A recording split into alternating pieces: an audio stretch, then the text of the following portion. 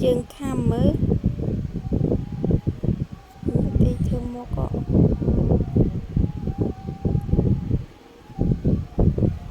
cô bị sập máy vậy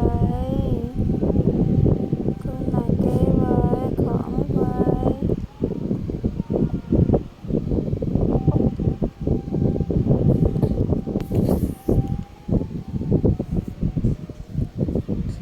ngồi đây raผมđây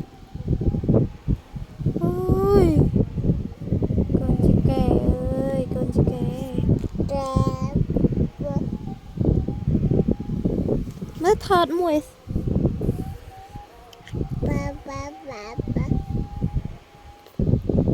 mùi lực chiều ơi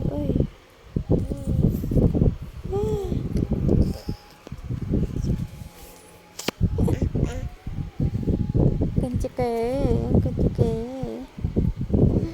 con chị kè nhà cận nè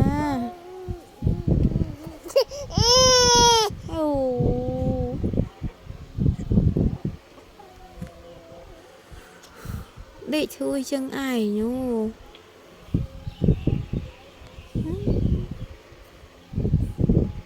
sạp không ấy cái sạp